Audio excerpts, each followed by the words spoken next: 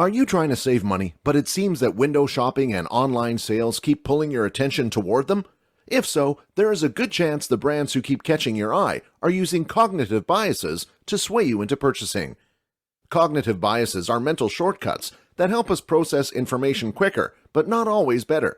Sometimes, these cognitive biases can be exploited to encourage bad decisions, like impulse spending. Be sure to stick around until the end, because the last tip is our favorite when making a new budget. Alright, let's get started. Number 10. Cashless bias. This cognitive bias shocked us when we thought about how much money we have likely spent in falling for this trick, especially with the increase in online sales. The cashless bias is simple to explain. People spend less money when paying with physical cash compared to debit or credit transactions. The cashless bias is based on a similar concept named the pain of payment. The pain of payment refers to the negative emotions one experiences when having to physically part with money.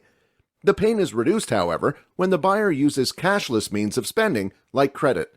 In fact, purchasing using cashless methods can increase spending by 83%. This may be even further increased when using methods such as PayPal Online, which can typically be processed with a single click of the button, making the transaction near painless. If you're hoping to save money, a great way to do so is making as many cash payments as possible. Trust us, spending money will be a lot harder when you're watching all those bills disappear. Number 9. Licensing effect. Doing something charitable or kind sure feels good, doesn't it? Sometimes it often feels like we deserve a reward for it, and marketers think you do too. Unfortunately, with marketers, you're the one paying for the reward. The licensing effect is sometimes called the moral license effect. Essentially, it is the idea that we permit ourselves to do something bad or immoral, such as indulging in impulse shopping after doing something moral. Some brands will advertise that a portion of their proceeds go to charity, which is noble, but don't think they aren't benefiting from it. By giving the consumer the feeling of being charitable when purchasing products from that store, the consumer is more likely to buy more stuff as a reward for their good deed.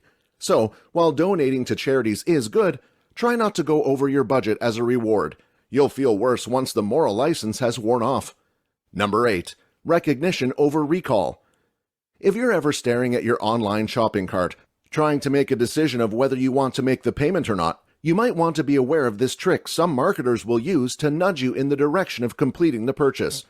Recognition over recall is a concept that states that people tend to recognize visual stimuli in their memories easier than recalling them. How could businesses use this to get you to spend money, you might ask? Well, they will sometimes do this by adding logos of trusted payment methods like Visa or PayPal, or secure transaction checkmarks. Putting these logos on the purchase page will instill trust and credibility in the business, making the buyer feel more comfortable about buying the product. These logos can actually increase consumer trust by over 35%. So next time you're debating whether you want to buy that new video game or pair of shoes, and you suddenly feel sure that you'll be satisfied, it could be because you spotted one of these small, trusty logos. Number 7. Default effects. The default effect is people's tendency to accept the default settings of whatever tool they are using, despite there being customizable options. For example, when you purchase a new smartphone, there are hundreds of different ways to customize the phone so that each phone could be unique. However, most people keep the default settings regardless. Now, what does that have to do with money?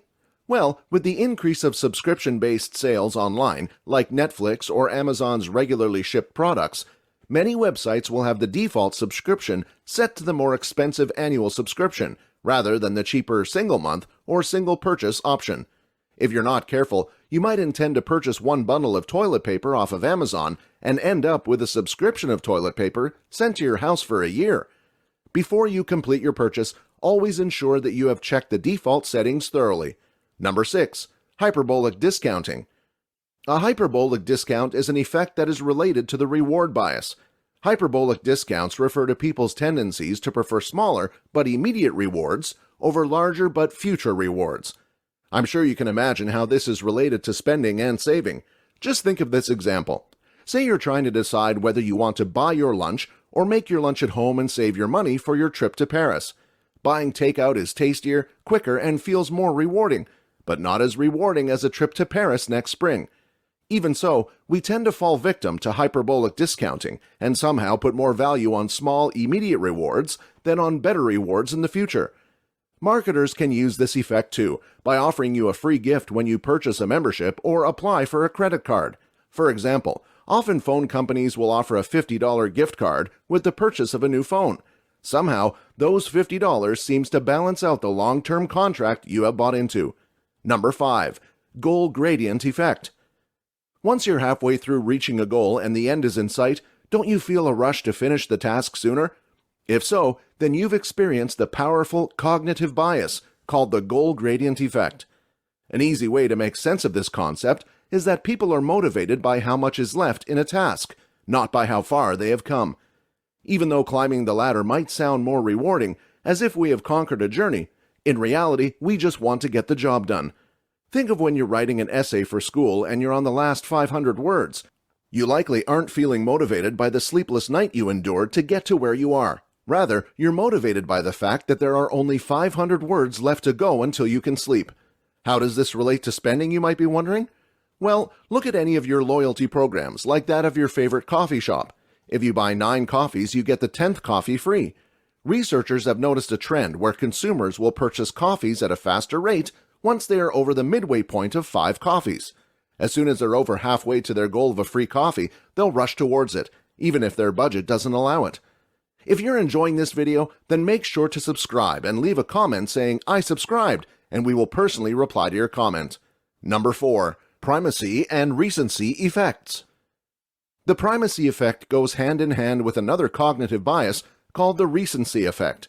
The primacy effect states that humans tend to remember and recall information that is at the top of a list, whereas the recency effect says that the second best remembered items on a list are usually at the bottom.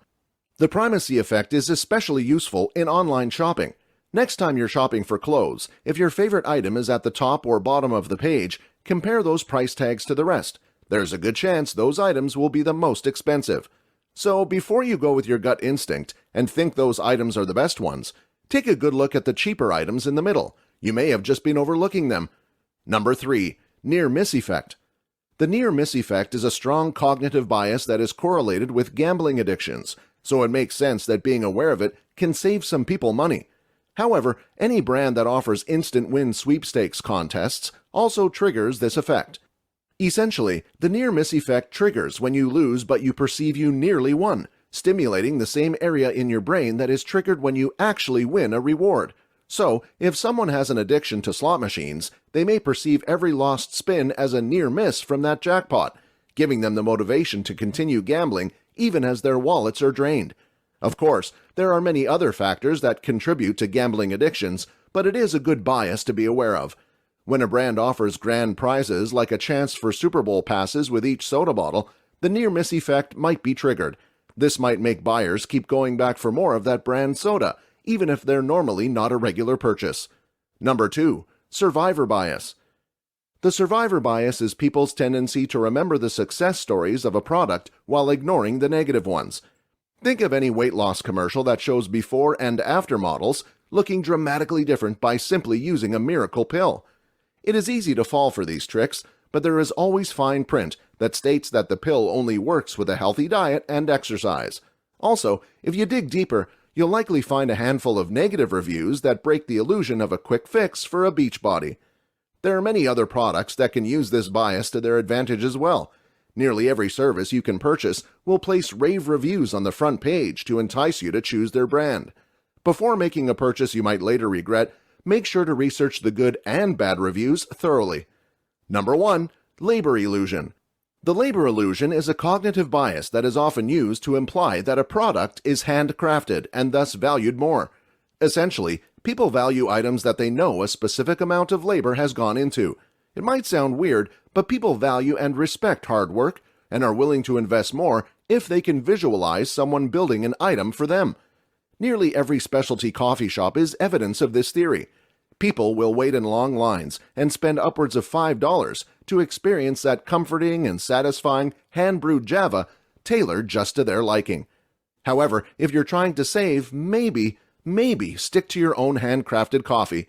Usually, a cup of home-brewed coffee costs less than $1, so try to value your own personal labor to make your homemade coffee more satisfying. And if you like this video, then check out these related videos to see more. And make sure to like this video to let the algorithm know you'd like to see more videos like these.